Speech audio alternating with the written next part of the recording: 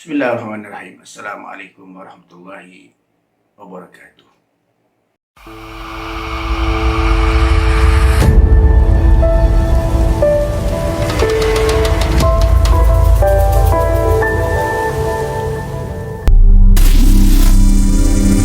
Untuk video kali ini,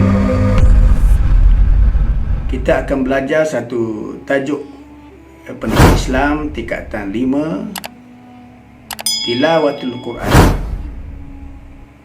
Tajuk baru mengikut KSSM, iaitu Kurikulum Standard Sekolah Menengah.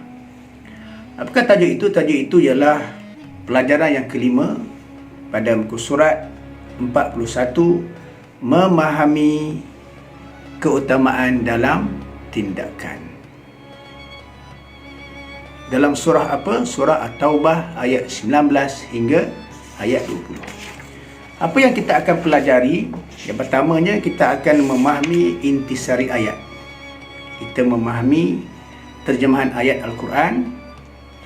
Dan seterusnya kita akan belajar sebab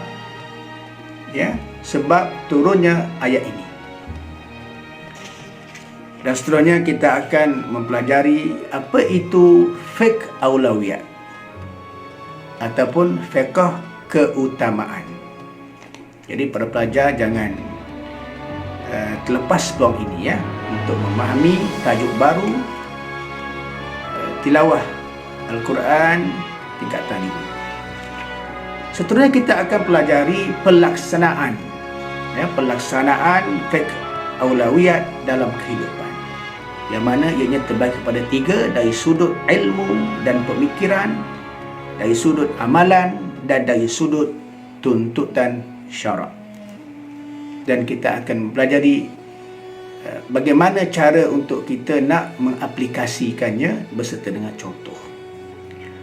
Dan seterusnya kita akan pelajari kepentingan fiqh aulawiyat terhadap individu dan masyarakat.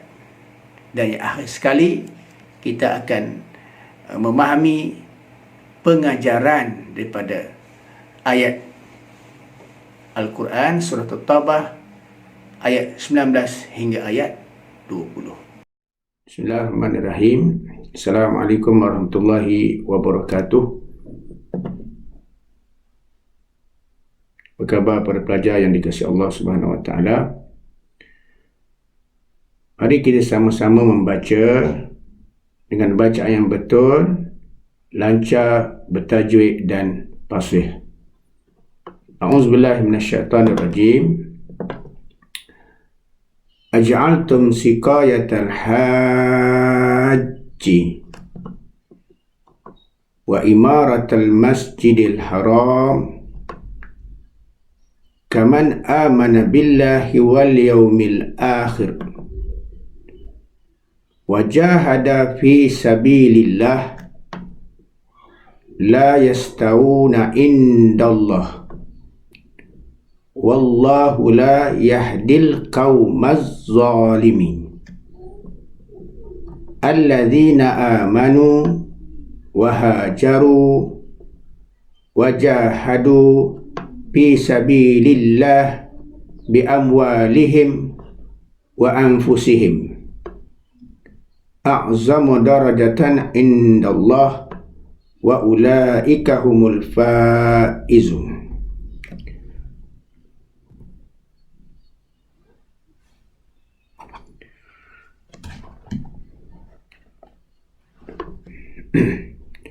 Aj'altum siqayatal haji, adakah kamu menyangka perbuatan memberi minum kepada orang-orang menunaikan haji, wa imaratul masjidil haram, dan memakmurkan masjidil haram itu, kaman amana billahi wal yaumil akhir, sama seperti orang yang beriman kepada Allah dan hari akhirat, wajahada fi sabilillah, serta berjihad di jalan Allah, la yastawuna indallah, mereka yakni yang bersifat demikian tidak sama di sisi Allah. Wallahu la yahdil qaumaz zalimin, dan Allah tidak memberikan hidayah kepada kaum yang zalim. Alladzina amanu wa hajaru, orang yang beriman dan berhijrah. Wajahadu fi sabilillahi bi amwalihim wa anfusihim, serta berjihad pada jalan Allah dengan harta benda dan jiwa mereka. A'zamu darajatan 'indallah, adalah lebih besar dan tinggi darajatnya di sisi Allah. Wa ulaika humul faizun, dan mereka itulah orang yang berjaya. Okey, para pelajar yang dikasihi Allah Subhanahu Wa Taala, setelah kita memahami teks ayat Quran, mari kita melihat pula kepada tajuk ataupun intipati yang berkaitan dengan ayat Al-Quran dalam surah At-Taubah ayat 19 hingga ayat 20. Yang pertama ialah pengertian yang berkaitan dengan maksud fiqh aulawiyat.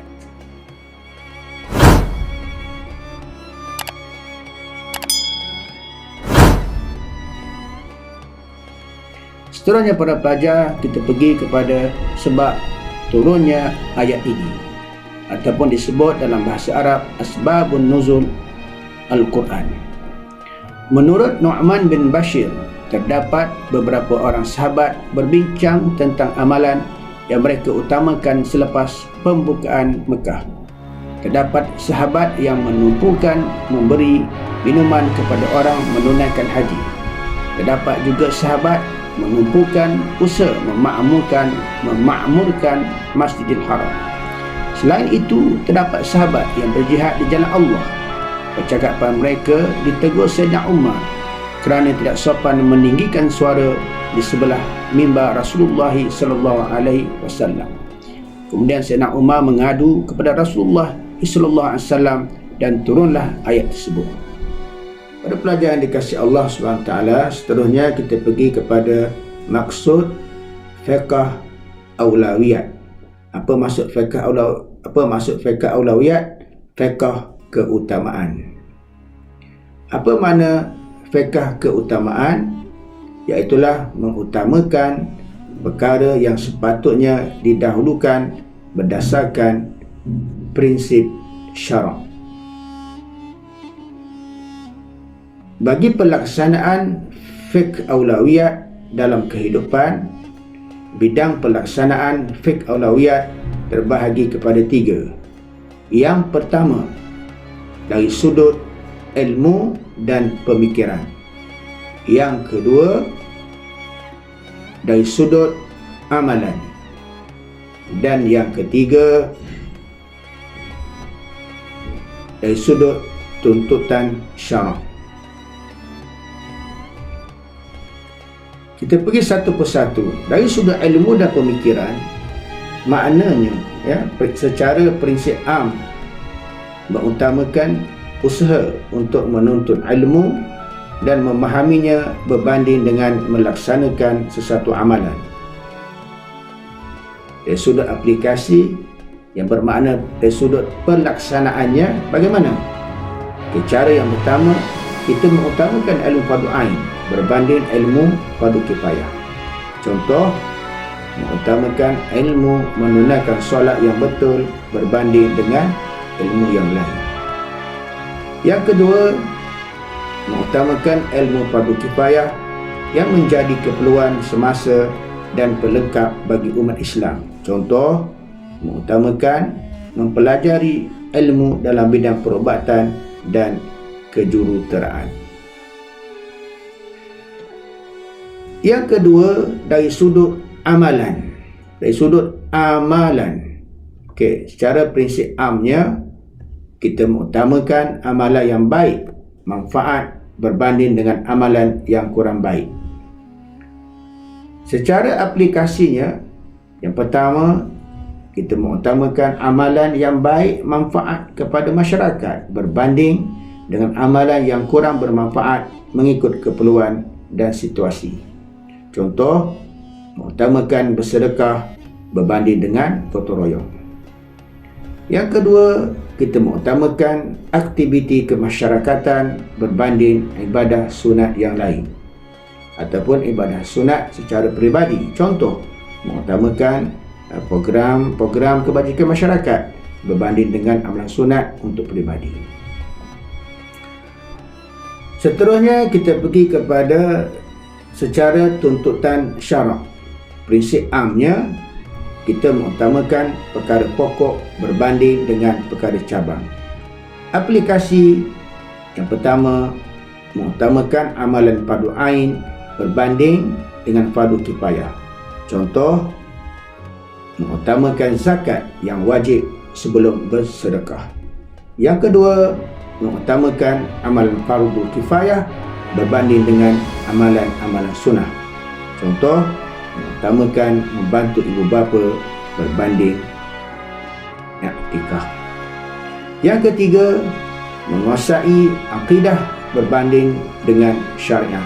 Contoh, kita mempelajari asas-asas akidah Islam terlebih dahulu sebelum memperhalusi isu-isu fiqh. Anak-anak pelajar yang dikasihi Allah Subhanahu Wa Taala, apakah kepentingan fiqh aulawiyat, yakni fiqh keutamaan terhadap individu dan masyarakat? Yang pertama, memastikan tindakan manusia terkawal dan bersistematik. Yang kedua, membuahkan hasil kerja yang berkualiti. Dan yang ketiga, mengamalkan semua tuntutan Islam mengikut susunan yang tepat. Bagi yang keempat, mewujudkan kesejahteraan sosial dalam melestarikan pengurusan kehidupan. Yang kelima, mengimbang kehidupan masyarakat dalam pelaksanaan tuntutan syariat. Yang keenam, mewujudkan masyarakat yang berjaya menguruskan sistem kehidupan yang cekap. Pada pelajar yang dikasihi Allah Subhanahu Wa Taala, kita pergi kepada pengajaran ayat. Apakah pengajaran ayat yang boleh kita ambil daripada surah Taubah ayat 19 hingga ayat 20?